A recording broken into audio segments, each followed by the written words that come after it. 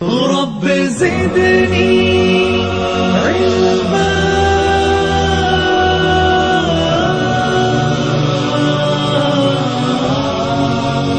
وسلم على حبيبنا المجتبى وعلى آله وصحبه نجوم الهدى وقادة التقى ما بعد فأعوذ بالله من الشيطان الرجيم بسم الله الرحمن الرحيم قد أفلح المؤمنون الذين هم في صلاتهم خاشعون والذين هم عن اللغو معرضون صدق اللہ مولانا العظیم۔ بزرگان محترم، اس سے پہلے 2 جمعہ تک اس آیات کی تفسیر ہوتی رہی ہے جس میں نماز کا طریقہ بتلایا گیا تھا۔ بات اس میں بھی کچھ ادھوری رہ گئی تھی کیونکہ وقت کم ہوتا ہے۔ بات یہ ہے کہ جب نماز آدمی پڑھے تو خشوع خضوع کے ساتھ پڑھے، یہ بات چل رہی تھی۔ کیسے سجدہ کریں، سجدے سے جب بیٹھیں تو اس وقت میں بھی حدیث پاک میں آتا ہے رب اغفر لی، ایسی دعا بھی کر سکتا ہے، رب اغفر لی ذنبی۔ اس کے بعد جب آدمی سجدے ثانیہ اور قاعدے میں بیٹھے یا رکوع میں جائے تو اپنی انگلیاں کس طرح رہیں، تو حدیث میں آتا ہے انگلیاں اس طرح پھیلی ہوئی ہو اور اس طرح پکڑا ہوا ہو مضبوطی سے، اور اپنے ہاتھ بالکل ایسے سیدھے ہو رکوع میں، پشت سیدھی ہو۔ جب آدمی قاعدے میں بیٹھا ہوا ہو تو اپنی انگلیاں کس طرح ہو، تو اپنے گھٹنوں کے کنارے پر رہیں، اور ایک روایت کے مطابق یہ بھی معلوم ہوتا ہے کہ داہنا ہاتھ بایاں ہاتھ یہ بائیں گھٹنے پر اس طرح رہے اور داہنا ہاتھ تو اس طرح رہے، اور داہنے ہاتھ کے اوپر جب اشہد ان لا الہ الا اللہ کے اوپر آئے تو انگلی اونچی کرے اشہد اور الا اللہ پر نیچے کر دیں، اور انگلیاں کس طریقے سے باندھیں، تو اس کا جو بہترین طریقہ حضرت مولانا انور شاہ کشمیری نور اللہ مرکزہ کے حوالے سے یہ بات ہے کہ اس طرح پکڑا جائے۔ 3 طریقے آئے ہیں لیکن جو بہتر طریقہ یہ ہے کہ اس طرح انگلی پکڑی جائے اور اس طرح اٹھایا جائے، ایک گول دائرہ ہو جائے اور انگلی اس طرح رکھ دی جائے، یہ طریقہ ہے۔ سنت کے مطابق اگر ہماری نمازیں ہوگی انشاءاللہ ثم انشاءاللہ اس کے اندر نور ہوگا۔ خشوع خضوع کی بات چل رہی تھی، خشوع حاصل کرنے کا طریقہ کیا ہے، اور آج کل ہماری نمازوں میں بہت سے خیالات آتے ہیں۔ ہماری نمازیں میراثی یا آبائی ہے کہ وراثت میں چلی آ رہی ہے، بچپن سے جو نماز سیکھی ہوئی تھی تو جیسے قول باندھا ہے اور عادت کے مطابق کوئی توجہ تو ہے نہیں، اور سورہ فاتحہ بھی ہو رہی ہے، اور اس کے بعد جو پڑھنا، بعض مرتبہ تو اتنا بھی یاد نہیں کہ سورہ فاتحہ کے بعد میں نے کیسی صورت کون سی صورت پہلی رکعت میں پڑھی تھی، یہ بھی یاد نہیں ہوتا، یہ چلتا رہتا ہے، یہ خیالات آتے ہیں۔ اسی لیے حضرت مولانا اشرف علی تھانوی نور اللہ مرکزہ وبرد مضجعہ نے فرمایا کہ نماز اس طرح پڑھے جیسے کہ مبتدی آدمی ہے۔ مبتدی کسے کہتے ہیں؟ ابھی سیکھ رہا ہے۔ مکتب میں ایک بچہ جاتا ہے، کس طرح پڑھتا ہے؟ الحمدللہ رب العالمین، اس طرف توجہ ہونی چاہیے ظاہری اعتبار سے۔ اس کی 3 خشوع کہتے ہیں اللہ کے سامنے اپنے آپ کو پورا جھکا دینا، باطن سے اپنے قلب سے۔ تو اس کے حصول کا ایک طریقہ تو یہ ہے کہ آدمی نماز میں جو قرات کر رہا ہے اس کی طرف توجہ کرے۔ دوسرا یہ کہ اگر اللہ نے صلاحیت دی ہے تو اس کے معنی کی طرف بھی توجہ ہو۔ سورہ فاتحہ کا یعنی الحمدللہ رب العالمین، سورہ فاتحہ جو ہے اس کا ترجمہ تو عامتاً ہر کس و ناکس کو معلوم ہوتا ہے، اس کی طرف توجہ کریں۔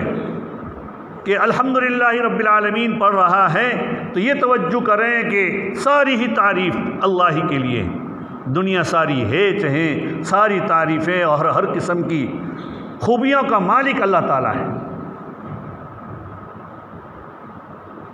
الرحمن الرحیم پڑھیں تو اللہ تعالیٰ کی صفت رحمت کی طرف توجہ، مالک یوم الدین جب پڑھیں تو فوراً اسے یاد آنا چاہیے کہ کل قیامت کے دن کا مالک میرا رب ہے، اس دن میرے کیے کرائے کا اللہ تعالیٰ حساب لے گا، اس دن کا مالک ہے۔ لمن الملک اليوم، اللہ کی طرف سے اعلان ہوگا آج کس کی پوری سلطنت ہے۔ دنیا میں اللہ کی سلطنت، دنیا میں بھی اللہ ہی کی ہے، لیکن اللہ نے انسان کو مکلف بنایا اور کچھ قدرت دے دی ہے، اس وجہ سے وہ بہت سی باتیں کیا ہیں اپنے اختیار سے کر بیٹھتا ہے۔ کل قیامت کے دن چوں چرا کی کسی کو اجازت نہیں ہوگی۔ لا يتکلمون الا من اذن له الرحمن، کل میدان قیامت میں، میدان محشر میں جب ساری انسانیت کھڑی ہوگی، ہزاروں سال تک حساب نہیں ہوگا، لوگ اپنے اعمال کے بقدر پسینے میں ڈوبے ہوئے ہوں گے، یہ سارا تصور اس وقت آنا چاہیے۔ وہ الگ چیز ہے، وہ منظر میں بعد میں کسی وقت کھینچوں گا۔ جب ایاک نعبد و ایاک نستعین کہتے اس بات کا دل سے اقرار کرے کہ اللہ ہی کے لیے میں عبادت کر رہا ہوں، کسی اور کو دکھلانے کے لیے یا کسی اور مقصد کے لیے میں نہیں کر رہا ہوں۔ اور و ایاک نستعین جب پڑھیں تو یہ توجہ ہو کہ اے اللہ میں تجھ ہی سے مدد طلب کرتا ہوں اور تو ہی مدد کرنے پر قادر ہے، تیرے علاوہ کوئی نہیں۔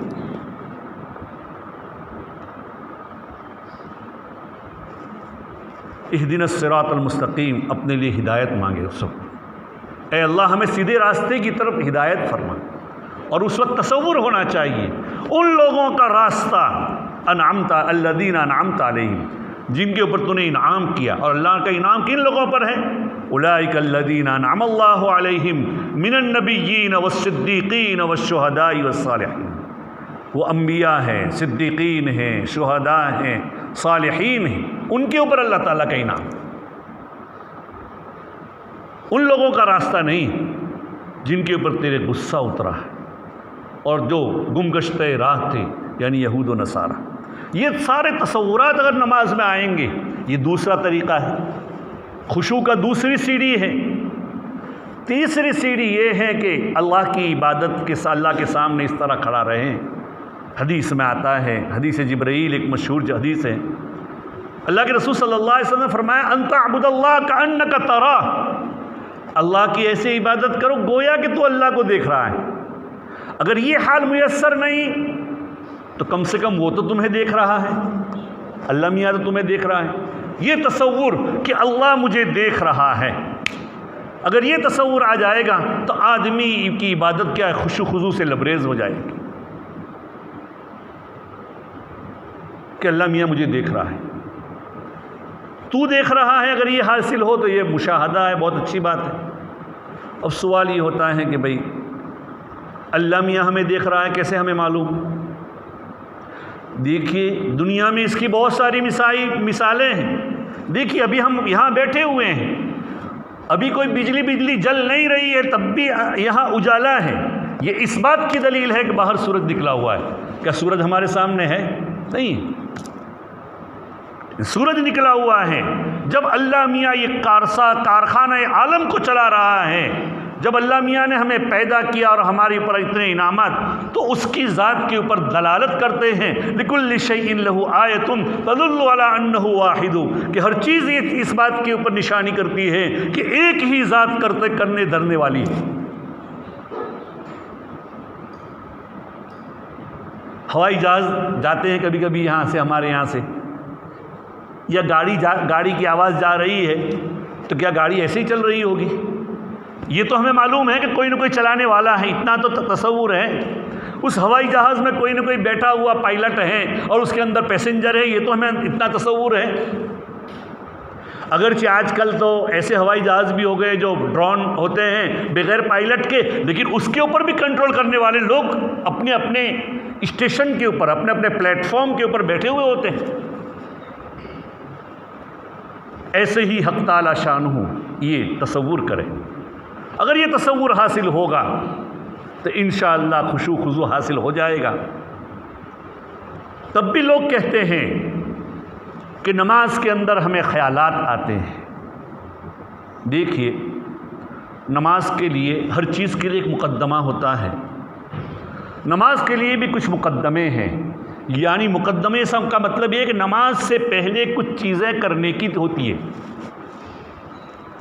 سب سے پہلے یہ ہے، اللہ کے رسول صلی اللہ علیہ وسلم فرماتے ہیں لا يقبل اللہ صلاۃ بغیر طہور، اللہ تعالیٰ نماز بغیر طہارت کے قبول نہیں کرتا۔ اور طہارت کی پہلی سیڑھی کیا ہے؟ اگر آدمی کو استنجے کی ضرورت ہے، استنجے میں جائے، اپنے ضروریات سے فارغ ہو جائیں۔ اور ضروریات سے فارغ ہونے کے بعد اتنی ہی شریعت نے نہیں کہی۔ ایک مشرک نے نبی حضرت سلمان فارسی رضی اللہ تعالیٰ عنہ سے کہا، چونکہ ہمارے نبی نے ہر طریقہ سکھلایا ہے کہ تمہارا نبی تو ہر بات سکھلاتا ہے، کیا بات ہے؟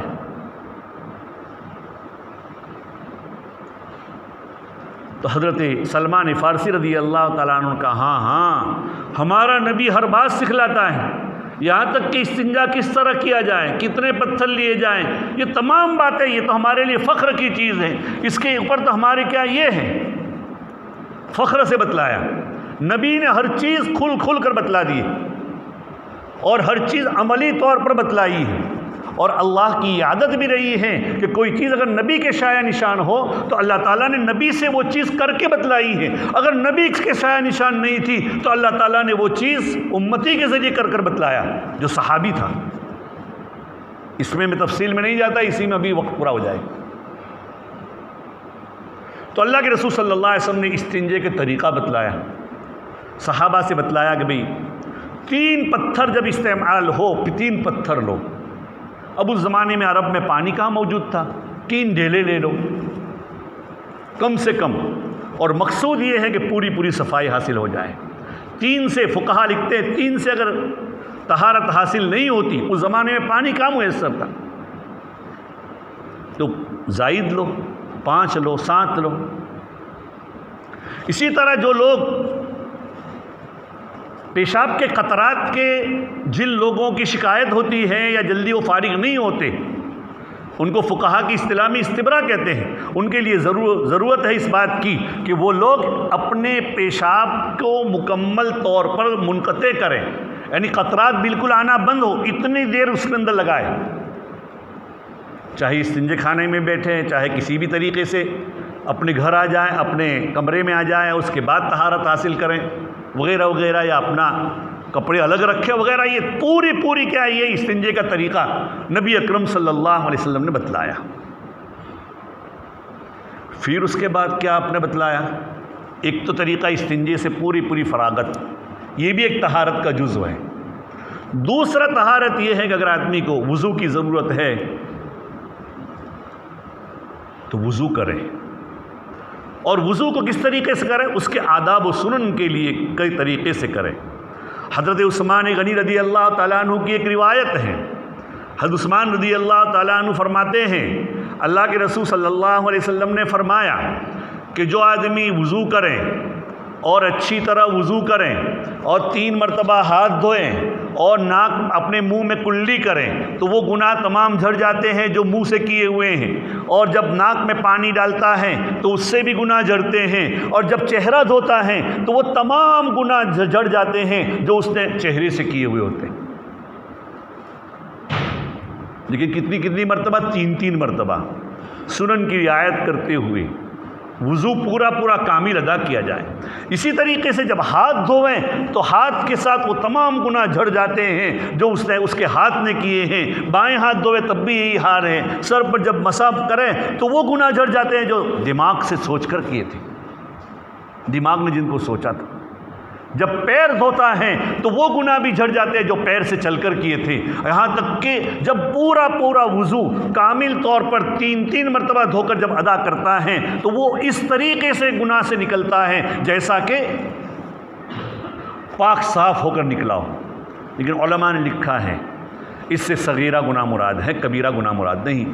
کبیرہ گناہ تو بغیر توبہ کے معاف نہیں ہوتا، لیکن اگر کسی آدمی کے کبھی کبائر اتنے نہیں ہیں، کبیرہ گناہ صغیرہ گناہ نہیں ہیں اتنے اس کے، تو پھر اس کی اللہ کی ذات سے امید ہے کہ کبیرہ گناہ میں کچھ تخفیف ہو جائے ہیں۔ علماء یہ لکھتے ہیں اگر اس طریقے سے اگر آدمی وضو کرتا ہے، اب وضو میں کن چیزوں کا خیال رکھا جائے؟ جیسے جب چہرہ دھوئے تو ہم لوگوں سے بہت کیا ہے، آج وضو میں یہ دھیان رکھا جائے، وضو کا خشوع یہ ہے کہ جب آدمی وضو کرنے کے لیے بیٹھیں تو بہتر یہ ہے، نبی اکرم صلی اللہ علیہ وسلم کی عادت شریفہ یہ تھی آپ قبلہ روح ہو کر وضو کرتے تھے، تو قبلہ روح ہو کر اگر ممکن ہو وضو کریں۔ وضو میں وضو خانے کے اوپر یا اپنے گھر میں جب بیٹھا ہوا ہو کوئی دوسری بات اور دوسرے خیالات نہ ہوں، بلکہ یہ خیال کر کے کرتے ہوئے وضو کریں کہ جب میں چہرہ دھوتا ہوں تو میرے گناہ جھڑ جاتے ہیں، ہاتھ دھوتا ہوں تو میرے ہاتھ کے گناہ جھڑتے ہیں، پیر دھوتا ہوں تو میرے پیر کے گناہ جھڑتے ہیں، یہ تصور کریں تو اس کی بنا پر یہ حاصل ہوگا کہ وضو کامل ادا ہوگا۔ وضو کے اندر آج کل ہماری کوتاہی یہ ہوتی ہے، اسی لیے ہمارے بزرگوں نے جو نماز کے لیے طریقے اختیار کیے ہیں کہ اذان سے 20 منٹ پہلے، 15 منٹ پہلے یا آدھا گھنٹہ پہلے، تاکہ تم اپنی ضروریات سے جلدی فارغ ہو۔ لیکن آج ہمارا طریقہ کیا ہے کہ نماز میں ابھی تو 5 منٹ کھڑی ہونے کی دیر ہے، چلو جاتے ہیں، اب مسجد میں آئے فٹافٹ وضو کیا، چہرہ دھویا نہ دھویا، حالانکہ چہرہ اس طریقے سے دھونا چاہیے تصور کے ساتھ، اور پورا اگر آپ کا یہاں تھوڑا بھی خشک رہ گیا، جیسے مثلا یہ کسی کی داڑھی ہے، داڑھی کے پیچھے اور کان کے بیچ میں، داڑھی اور کان کے بیچ میں جگہ ہے، بعض مرتبہ وہ خشک رہ جاتی ہے، جلدی وضو کرنے میں یہ جو بھویں ہیں یہاں پانی نہیں پہنچتا، بعض مرتبہ یہ گوشہ چشم ہے، آنکھوں کے جو کنارے ہیں وہاں پانی مطلب کہ اس کو دھلتا نہیں، تھوڑا بہت خشک رہ سکتا ہے۔ جب آدمی وضو کریں تو بعض مرتبہ جب جلدی کرے گا تو یہ جو ناک کے نیچے اس کو بھی تو دھونا ہے، یہ ہڈی یہاں بھی تو پانی پہنچانا ہے۔ ان تمام چیزوں کا ہمارے استاد حضرت مولانا سید ابرار صاحب نور اللہ مرقدہ، اللہ تعالیٰ غریق رحمت فرمائیں، ہم ان کے پاس جب وضو کرتے ہوئے بیٹھتے تھے تو باقاعدہ ہمارے چہرے پر ایسے ہاتھ لگا کر کہتے کہ انور اس کو دو، یہاں پہنچاؤ۔ میں نے پہلے ہی بتلایا کہ حضرت علی کرم اللہ وجہہ نے ایک مرتبہ باقاعدہ نماز ہونے کے بعد، فجر کی نماز ہو گئی تھی، مصلی حضرات نماز میں بیٹھے ہوئے تھے، مسجد میں بیٹھے ہوئے تھے، اور کہا الا اریکم وضوء رسول اللہ صلی اللہ علیہ وسلم، پانی لاؤ، کیا میں اللہ کے رسول صلی اللہ علیہ وسلم کا وضو نہ دکھلاؤں؟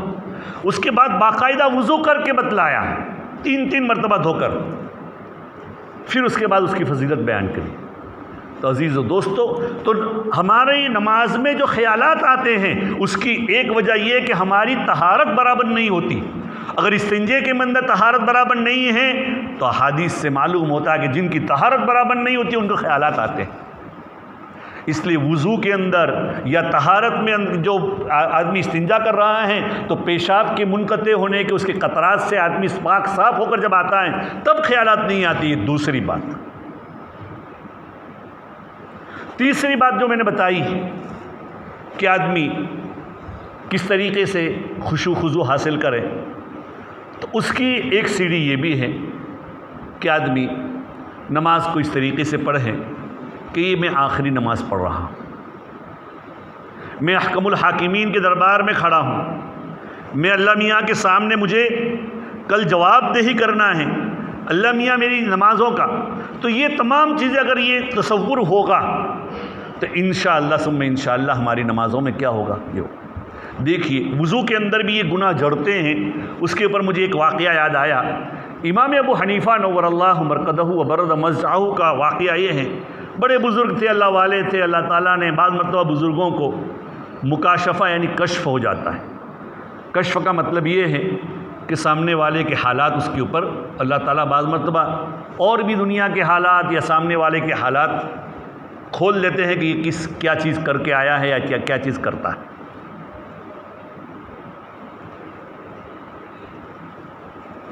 ایک جگہ کا واقعہ ہے، اس کے پہلے ایک واقعہ کہہ دوں۔ حضرت مولانا مسیح اللہ خان صاحب نور اللہ مرکزہ، جو حضرت تھانوی نور اللہ مرکزہ کے خلفاء میں سے تھے، تو وہاں ایک جگہ کے لوگ بہت سارے گئے، بس میں پوری بس بھر کر گئی، اور راستے میں برابر جھگڑ رہے تھے وہ پوری بس میں۔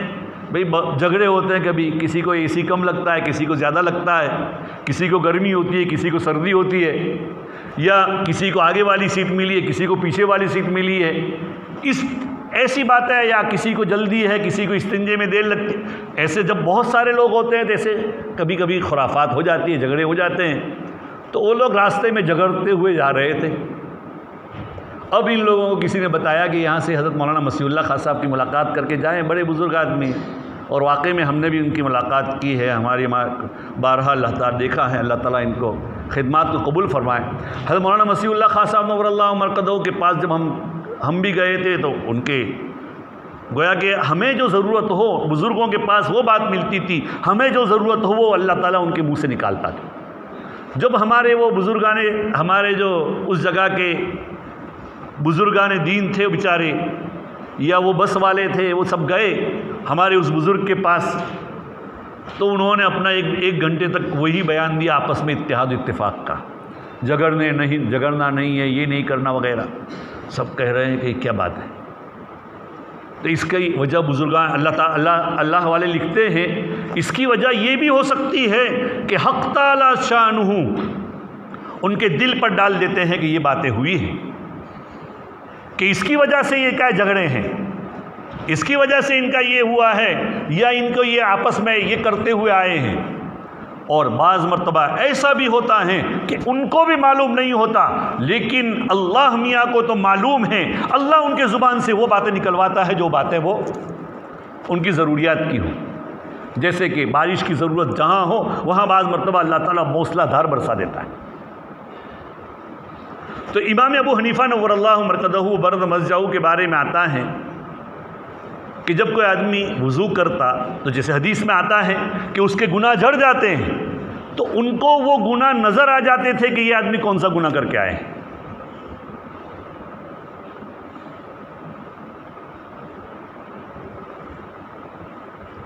امام ابو حنیفہ نور اللہ مرکزہ نے ایک مرتبہ پھر اللہ میاں سے دعا کی کہ اللہ میاں یہ بھی ایک نعمت ہے تیری، لیکن اس نعمت سے میں لوگوں کے عیوب پر مطلع ہوتا ہوں، تو اس نعمت کو دوسری نعمت یعنی نہ دیکھنے کی نعمت سے لوگوں کے عیوب پر مطلع نہ ہو، اس سے تو بدل دے۔ تو پھر وہ ان کا وہ حال ہو گیا تھا۔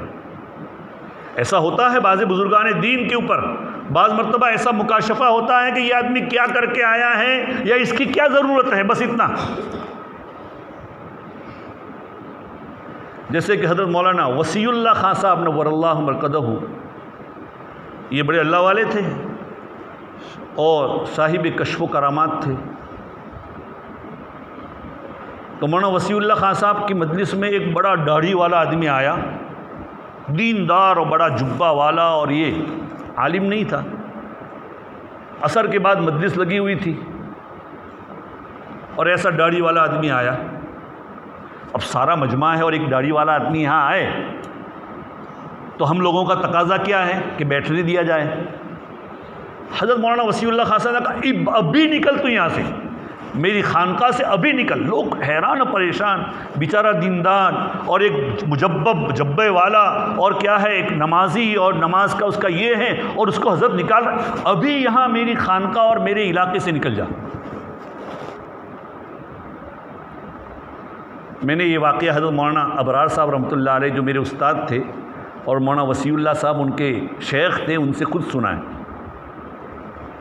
حضرت کہتے تھے مولانا ابرار صاحب رحمۃ اللہ علیہ کہ ابھی 15-20 منٹ ہوئی تھی کہ ایک پولیس کا ایک پوری کی پوری فوج آ گئی وہاں، کہ ایسا آدمی کوئی آیا ہے یہاں جو بڑی داڑھی والا ہو، ایسا جبہ ہو، وہ کیا بات ہے؟ تو پولیس تو ایسے بات نہیں بتلاتے کیا بات ہے ایسے، لیکن بہرحال پھر تھوڑی دیر کے بعد معلوم ہوا کہ وہ آدمی کسی کا خون کر کے آیا تھا۔ اب یہاں وہ مجلس میں تو اللہ والوں کے اوپر بعض مرتبہ ایسا یہ ڈال دیا جاتا ہے اللہ کی طرف سے۔ تو کہنے کا مقصد یہ ہے کہ وضو کے اندر گناہ جھڑ جاتے ہیں، لیکن وہ وضو جان اس کے بعد اگر نماز کے اندر خیالات آویں، یہ تمام آداب و سنن کی رعایت کرتے ہوئے اگر اس کے بعد بھی ہماری نمازوں میں ہمیں خیالات آتے ہیں تو کوشش یہ کرے اس کو دور کرے۔ دیکھیے حضرت تھانوی نور اللہ مرقدہ کہتے ہیں خیالات آنا برا نہیں ہے، خیالات کو لانا برا ہے۔ خیالات آئے اس کو دفع کرنے کی کوشش نہ کرے، اس کی طرف توجہ نہ دے۔ اگر اس کے بعد اگر آپ کوشش کریں گے اس طریقے سے اپنی نمازوں کو سنواریں گے تو انشاءاللہ ثم انشاءاللہ تھوڑے ہی دنوں کے اندر ہماری نمازیں ہو جائے گی، وہ خشوع خضوع والی، اور دھیرے دھیرے یہ چیز حاصل ہوگی کہ غیر کی طرف اور نماز کی طرف ہی توجہ ہوگی، ہماری کسی اور چیز کی طرف توجہ ہی نہیں ہوگی۔ یہ چیزیں جو میں نے بتلائی ہیں اگر ان چیزوں کے اوپر عمل کیا جائے ورنہ وہ چیز میسر نہیں ہو سکتی بھائی۔ اگر ہم 2 منٹ پہلے یا 1 منٹ پہلے آ کر فٹافٹ وضو کیا، اس میں یہاں خوش کرا یا یہاں خوش کرا، اللہ تعالیٰ ہماری نمازوں کو اس کے بعد بھی اگر خیالات آئیں توجہ نہ دے۔ حضرت تھانوی نور اللہ میں کہتا خیالات کو لانا برا ہے، خیالات کا آنا برا نہیں ہے۔ قلب کی مثال، انسانی قلب کی مثال ایسی ہے جیسا کہ ایک ہائی وے ہے، ایک راستہ ہے، اس راستے پر وقت کا بزرگ اور ولی اللہ بھی گزر سکتا ہے، اسی راستے کے اوپر بنگی چمار، قاتل اور کیا ہے شباب اور کیا ہے جواری وغیرہ بھی گزر سکتے ہیں۔ برا وہ ہے جو ان کی طرف توجہ دے، جانے دیں ان کو جانا ہو تو۔ ہم تو اپنے راستے پر اپنے کام سے بیٹھے ہوئے ہیں، ہم اپنا کام کیا کریں، جس کو گزرنا ہے وہ گزرے۔ ایسے ہی ہمارے قلب کے اوپر اگر کوئی خیالات آتے ہیں تو وہ خیالات برے نہیں ہیں، وہ خیالات کی طرف توجہ کرنا برا ہے، ان کی طرف توجہ نہ کریں۔ اس کے بعد بھی اگر خیالات آتے رہتے ہیں تو اللہ تعالیٰ سے دعا کرتے رہیں، تھوڑا وقت ہوگا انشاءاللہ یہ سارے کے سارے خیالات کافور اور دور ہو جائیں گے۔ اللہ تعالیٰ ہمیں اس کی توفیق نصیب فرمائے۔ تو حاصل کیا ہے، اپنی نماز کو درست کرنے کی کوشش کی جائے۔ یہ 3 ہفتے سے یہ باتیں ہو رہی ہیں، عزیز و دوست و بزرگ اس کی طرف توجہ دی جائے۔ یہ آیت کریمہ قد افلح المؤمنون الذین هم فی صلاتهم خاشعون والذین هم عن اللغو معرضون، اس کی تفسیر چل رہی ہے۔ انشاءاللہ اس کے بعد کی جو تفسیر ہے اگر میں جب بھی کسی جمعہ کو یہاں اگر ہوگا تو اللہ تعالیٰ چاہیں گے تو اس کے اوپر بات مزید کرتے رہیں گے۔ تو اپنی نمازوں کو درست کریں۔